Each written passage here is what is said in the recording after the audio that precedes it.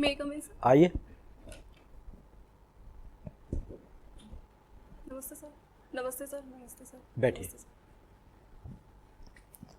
सुनीता शर्मा जी, जी thank you sir. आपकी जो प्रोफाइल है उसमें तो बहुत ही डाइवर्सिटी है, बहुत ही भिन्नता है। पहले आप राजस्थान पुलिस में रही, जी सर।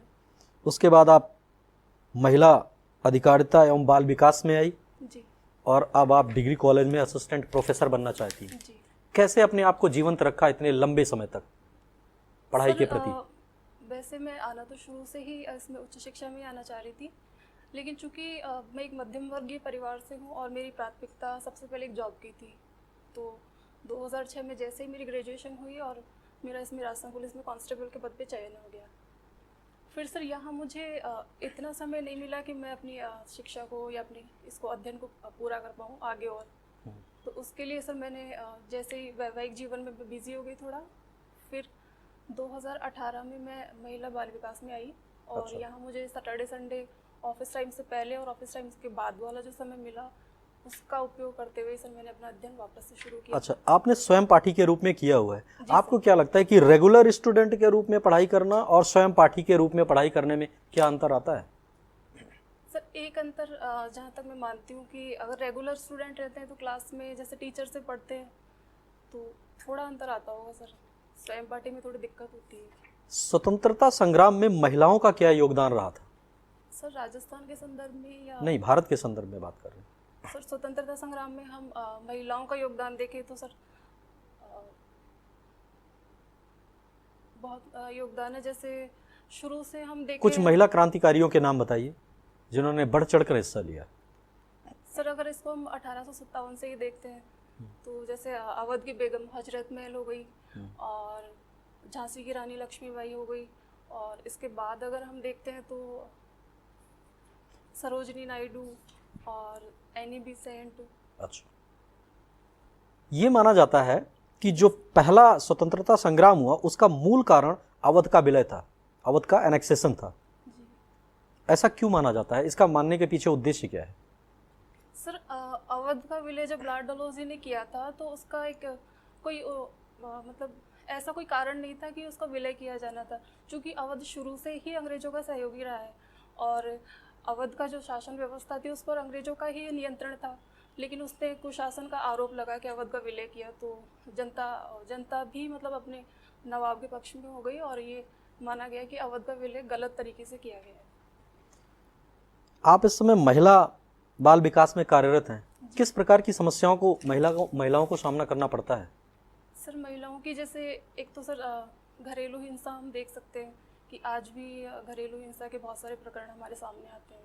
दूसरा सर शिक्षा में देखें और आर्थिक रूप से भी हम देखें, और सर सामाजिक कुप्रथाएं भी बहुत सारी अभी प्रचलित है सर समाज में, और जागरूकता की कमी भी सर कहीं ना कहीं है। 1986 में जी एजुकेशन से संबंधित कोई बड़ा परिवर्तन हुआ था? सर एजुकेशन पॉलिसी आई थी 1986 में। 1986 की एजुकेशन पॉलिसी और अभी जो नवीनतम एजुकेशन पॉलिसी आई है इसमें क्या अंतर है? सर एक अंतर तो ये है कि इसमें विद्यार्थियों के लिए कभी भी एग्जिट और कभी भी एंटर वाला सिस्टम किया गया है अभी। जैसे अभी तक ये था कि ग्रेजुएशन में जैसे 4 साल में कोई ग्रेजुएशन कंप्लीट नहीं कर पा रहा है और किसी कारणवश वो 5 साल हो जाते हैं उसे, तो उसका वापस से उसको फर्स्ट ईयर से ही एडमिशन लेना पड़ता था। उसके जो दो या 3 साल 1 साल जो भी थी वो वेस्टेज हो जाती थी। लेकिन अभी इसमें ऐसा वो किया जाएगा कि 1 साल के अंदर उसको सर्टिफिकेट और दूसरी साल में शायद डिप्लोमा से कंफर्म नहीं है उसमें। सर्टिफिकेट, डिप्लोमा, डिग्री, इनमें क्या अंतर है? Sorry sir. भारतीय इतिहास लेखन में सिक्कों का योगदान है। सर सिक्कों का योगदान अब हम कई प्रकार से देख सकते हैं। एक तो सर तिथि निर्धारण में बहुत सहायक होते हैं, ये प्राथमिक स्रोत माने जाते हैं। दूसरा सर सिक्कों का जो प्रसार होता है जहाँ जहाँ से ये मिलते हैं उससे हम ये अनुमान लगा सकते हैं कि शायद साम्राज्य का प्रसार भी यहाँ तक हुआ होगा। और तीसरा सर सिक्कों की गुणवत्ता से हम आर्थिक स्थिति का अंदाजा लगा सकते हैं सर। भारतीय इतिहास में कौन सा शासक था जिसने अपने साम्राज्य की स्थायित्व के लिए वैवाहिक संबंधों पर जोर दिया? सर सबसे पहले तो इसमें हम बिंदुसार को देखेंगे जो उसमें मगध के शासक थे। बिंदुसार के बेटे थे अजातशत्रु जी उनके 2 हथियार बहुत फेमस थे और एक मूवी भी आई थी पिछले दिनों, बहुत ही फेमस मूवी थी, उसमें यूज किया था उनका नाम पता है? सर शिलाकंटक और सॉरी रथमूसल और जी शिलाकंटक। सर जी सर। महिलाओं की स्थिति किस एज में सबसे अच्छी देखते हैं भारतीय इतिहास में? सर भारतीय इतिहास में जहाँ तक मैं मानती हूँ महिलाओं की स्थिति ऋग्वैदिक काल में सबसे अच्छी मानी जाती है। जैसा कि हम पढ़ते हैं सिंधु सर, घाटी सभ्यता में तो पूरा ही उनके हाथ में था।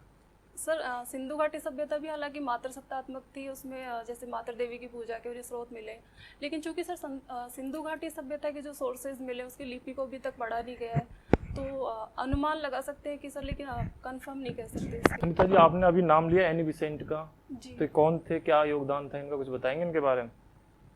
सर ये विदेशी थी, ये कंफर्म नहीं है सर ये कहाँ से थी, लेकिन चूंकि ये विदेशी थी और भारत का जो प्राचीन संस्कृति थी उनके प्रति इनका बहुत अच्छा वो झुकाव था, और इन्होंने थियोसॉफिकल सोसाइटी की स्थापना करी थी स्वशासन के लिए भारत में। और कांग्रेस से कोई रिलेशन है इनका? सर कांग्रेस की पहली महिला अध्यक्ष भी बनी थी सर। कुछ याद है कब बने थे? सर शायद 1917 में। ओके। इसके अलावा एक राष्ट्रवादी इतिहास लेखन वर्तमान में बहुत प्रचलित अवधारणा चल रही है भारत में, तो क्या है ये राष्ट्रवादी इतिहास लेखन? सर राष्ट्रवादी इतिहास लेखन अपने देश का इतिहास का लेखन है, और इसमें ये सर चूँकि साम्राज्यवादी जो इतिहासकार थे उन्होंने भारत का जो इतिहास लेखन करा था वो गलत उस पर तथ्यों पे कुछ गलत अवधारणाएं दी थी उन्होंने, उसी के उस प्रतिकार में ये राष्ट्रवादी इतिहास लेखन सामने आया, जिसमें राष्ट्रवादियों ने भारत के इतिहास को पुनर्लेखन किया। और ये थोड़ा सही है या गलत ढंग के, क्या मतलब इसको अच्छा कहेंगे या गलत कहेंगे एक तरह से? सर अगर ये जैसे कुछ इतिहासकारों ने इसमें बहुत अच्छे से लिखा है और देश के गौरव को, गौरवशाली इतिहास को सामने आया है, और कुछ इतिहासकार जो अति राष्ट्रवादी हो जाते हैं वो लोग जैसे जो भारत में जो प्राचीन परंपराएं थी चाहे वो कुप्रथाएं हो, लेकिन उनको वो सही बताते हैं और अति राष्ट्रवादी हो जाते हैं सर, वो थोड़ा एक आपने बताया आपकी पसंद का टॉपिक प्रजामंडल आंदोलन, तो जयपुर में प्रजामंडल आंदोलन के बारे में बता सकते हैं कुछ? जी सर 1931 के अंदर सर, ईयर में मैं शायद कंफर्म नहीं हूँ, लेकिन भारत में प्रजामंडल आंदोलन की स्थापना 1931 से ही शुरू हुई थी, और इसके पुनर्गठन है वो 1937 के अंदर जमनालाल बजाज ने किया था सर इसको, और प्रथम अध्यक्ष भी वही रहे। हीरालाल शास्त्री का कोई योगदान? हाँ जी सर, हीरालाल शास्त्री ने ही पहली बार जयपुर प्रजामंडल की स्थापना करी थी। सुनीता जी, आप एज ए प्राइवेट स्टूडेंट के रूप में काफ़ी समय बाद आपने पीजी किया हुआ है, तो क्लास का भी आपका अनुभव बहुत कम है, काफ़ी लंबा टाइम बीत चुका क्लास लेने का एज ए स्टूडेंट के रूप में, और पढ़ाने का अनुभव तो अभी आपको है नहीं, तो आपको लगता है कि आप डिग्री कॉलेज में बच्चों को अच्छे से डील कर पाएंगी, ऐसे अच्छे से पढ़ा पाएंगी? जी सर। क्लास अच्छे से आप ले लेंगी? जी सर। अभी अगर हम आपसे कहें कि हम एज ए डिग्री कॉलेज के बच्चे बैठे हुए हैं और आप हमें पढ़ाइए, तो आप कौन सा टॉपिक पढ़ाना चाहेंगी?